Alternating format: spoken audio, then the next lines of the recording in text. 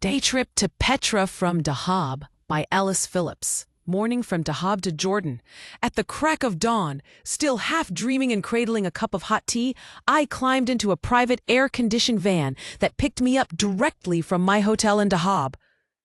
The streets were quiet, kissed with the faint light of sunrise, and a sense of anticipation buzzed through me like electricity. The ride to Taba was smooth, giving me time to watch the rugged Sinai landscape roll by, endless stretches of golden sand brushing against turquoise sea.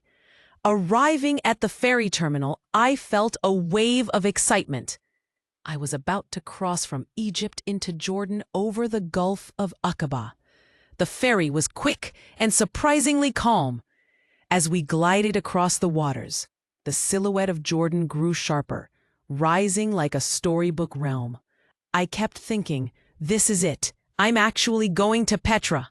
Late morning, arriving in Petra, we docked in Aqaba, where a local representative met us with a warm smile and brisk efficiency.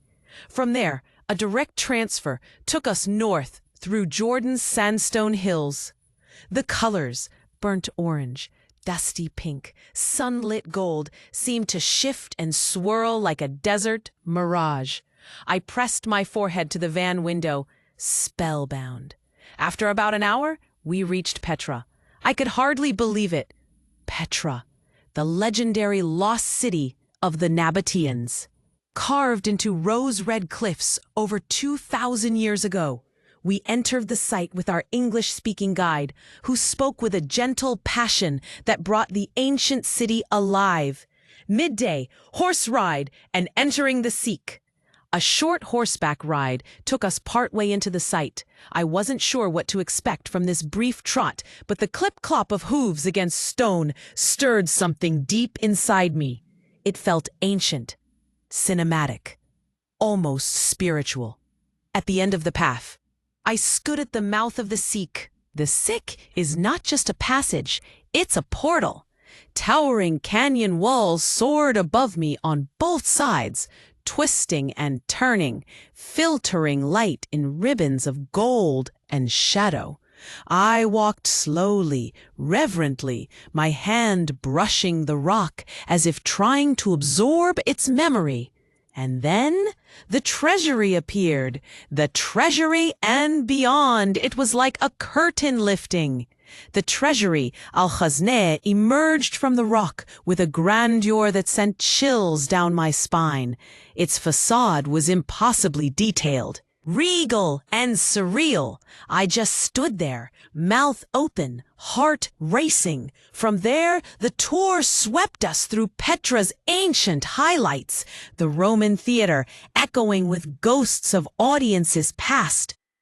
The royal tombs carved into sheer cliff faces, the elegant colonnaded street where I imagined merchants once haggled in a dozen languages, and finally, Qasr al-Bint, a temple that still held echoes of ancient worship. I ended the archaeological part of the journey at the Petra Museum, which offered fascinating insights and artifacts that made everything I had just seen even more meaningful.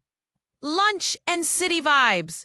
Lunch was served in Petra itself, simple, hearty, and just what I needed. Sitting under a shady awning, I found myself smiling at the other travelers around me. There's a quiet kinship among people who witness wonders together. Afterward, we returned to Aqaba for a brief city tour. It was just enough time to feel the heartbeat of this Red Sea town. Bustling markets, friendly chatter, the scent of cardamom and sea air mingling in the streets. I even managed a bit of souvenir shopping. A tiny carved camel and a packet of za'atar. Evening, the return. We boarded the ferry back to Taba as the sun dipped toward the horizon. That warm, reddish Jordanian light faded slowly, like the final notes of a perfect song. I stared at the water, tired but deeply fulfilled. Another short ride, And I was back in Dahab, back where the day had begun, but no longer the same. Summary of the day. The moment I stepped into the Sikh and saw the treasury unfold before me was like stepping into a dream. Timeless, majestic, and utterly unforgettable.